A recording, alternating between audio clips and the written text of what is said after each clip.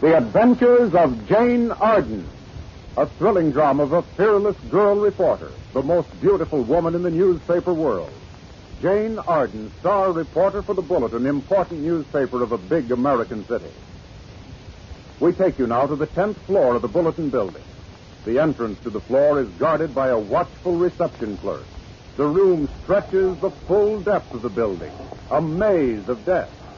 Men in shirt sleeves, cuffs rolled up, green shades over their eyes. Typewriters click, telephones ring, copy boys dash from desk to desk. Far back in the room is the slot, the double row of table-like desks over which the rewrite men finally shape the stories as they will appear in the Bulletin. And guardian of the slot, commander of the news staff, Eddie Dunn, city editor, sits, the final arbiter in the news of the day.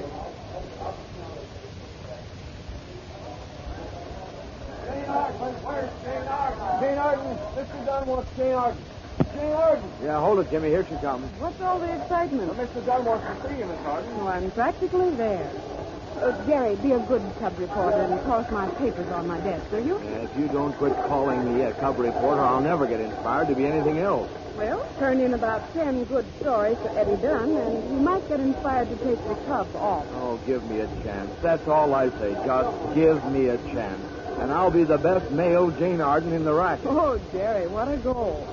Well, wait till I see Eddie and see what he wants, and then we'll go for that cup of coffee. I'll tell him to put me on a decent assignment, will you? I'm tired of looking up famous facts about famous people. You tell him. Hi, Eddie. Oh, there you are. Listen here, young lady. When you're going to treat me with more respect, no other woman on the Bulletin staff calls me Eddie. Oh, they're afraid of you. Well, why aren't you?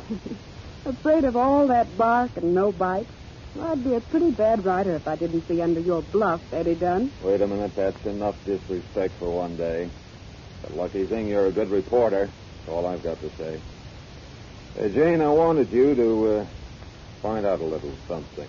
What are you doing on that Enterprise Export Company? Watching the office. You got anything? Well, they certainly pulled a fast one, opening their offices in the Bulletin building. That is, if they're engaged in running contraband. I know. We've agreed on that at least 5 times. What I want, Jane, is something new. They've had a lot of visitors in their offices the past couple of days. All right, who? Oh, I don't know. I can't ask them to register. Well, something's going to break there and in a hurry. I've seen 2 or 3 Federal Bureau of Investigation men hanging around. Is that what you mean? Yes, that's part of what I mean. Oh, wait a minute. Where are you headed for? For a cup of coffee. I missed my breakfast this morning. Anything you want me to tell the elevator boy? I put my last dollar on it that Delaney's going along on your tea party, too. Coffee, not tea.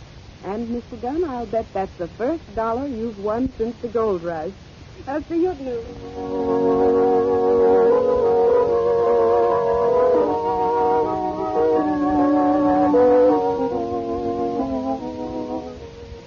Which elevator will it be, Jerry? Private or general? Well, let's take the general. I like crowds. So do I.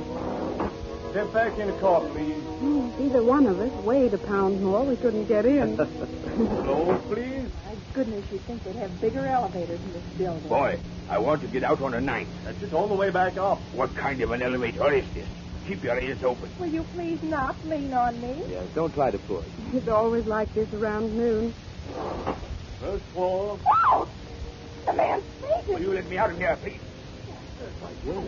He has fainted. Why, he's dead. Jerry, tell him to keep moving. Okay. No one can help. Boy, get the officer at the traffic corner. Jerry, follow that man who crowded past you. Don't let him get out of your sight. And telephone me the first chance you get. Okay, Jane. Now, please don't crowd around like that. Please stand back. Come on. Stand back. Stand back. What's going on here? Oh, Mike, it's you. What's happened, Miss Arden? Oh, this man. I was coming down in the elevator, and it was crowded. Let me have a look at him. Get back, all of you. I'll run the lot of you in for witnesses. Go on, Miss Arden. Well, a woman asked someone to stop leaning on her. When the elevator stopped, a man rushed out, and this body fell forward. Right through the back. In the shoulder blades. Not much bigger than a knitting needle.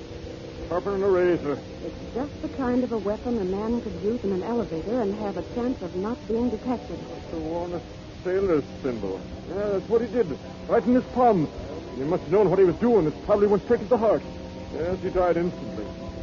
There's an elevator beside you. Jerry Delaney, a cub reporter. See him start when I asked that. Well, that's the way to get rid of them.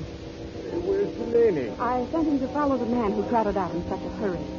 I'd place to leave a body, but I can't move him till the coroner gets here now that he's dead. You ever seen him before? No. Get a look at the man Delaney's following. No, but I know he's tall and heavy and gruff. That's all. You'd better get up to your office and telephone the coroner. Telephone Inspector Murphy at the same time, and do it before you start writing your story. All right, Mike. And you can tell Dunn there's no identification marks. Come on, all of you. Keep moving.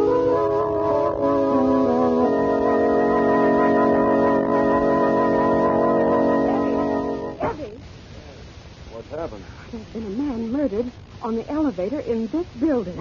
Murdered? In the Bulletin building? Yes, stabbed. A long needle-like weapon through his back and into his heart.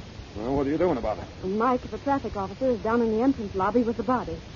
Let me use your phone. Okay, but wait. Murders, you say? In an elevator in the Bulletin Yes. building? Somebody will sweat for this. Oh, hey, come on, Jane. Give me the Well, facts. just a will you? minute. I've got to Don't get the get on coroner the and the phone. inspector.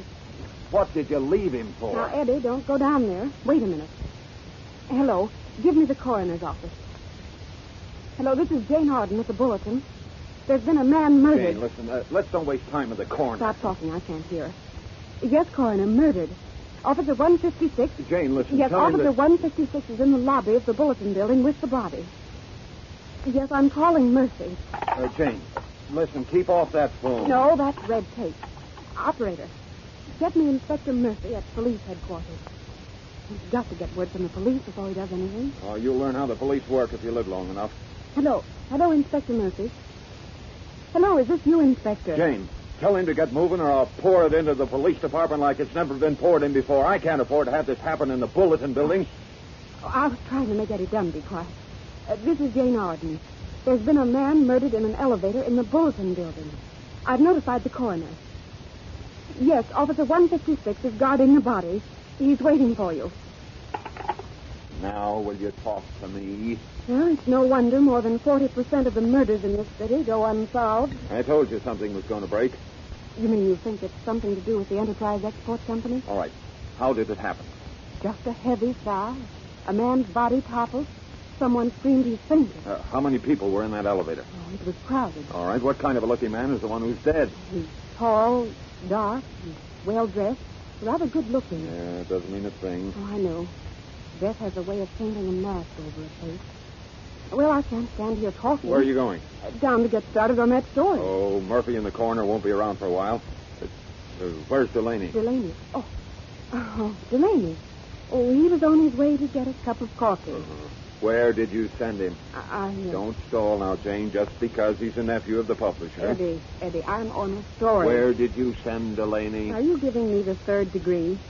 There's a murder committed in an elevator in this building, and you don't expect me to ask any questions. Now, where did you send Delaney? Just off on a hunt to follow a man who got out of the elevator. Oh, the man you think committed the murder. Eddie, honestly, how could I think any man committed the murder? Don't stall, And Jane. don't you try to spoil a good reporter. You don't spoil good reporters. Now, where's Delaney? I don't know where Jerry is.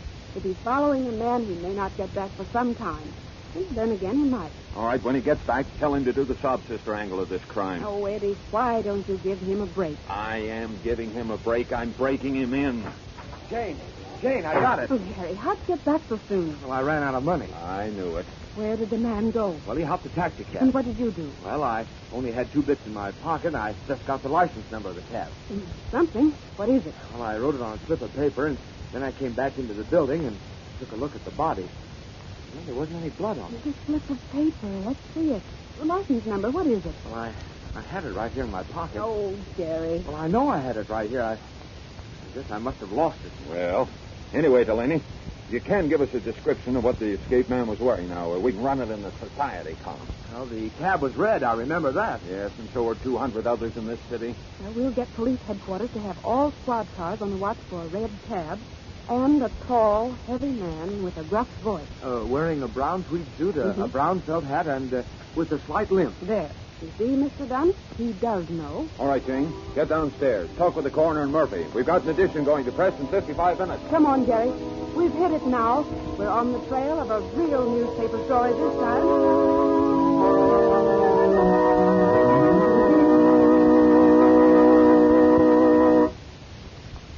Well, what new adventure will Jane Arden be led into through the murder of the man in the elevator in the Bulletin building? And who is the man in the red cab? For the developments in this fast-moving story of murder and mystery, listen same time over this same station to the next episode in The Adventures of Jane Arden.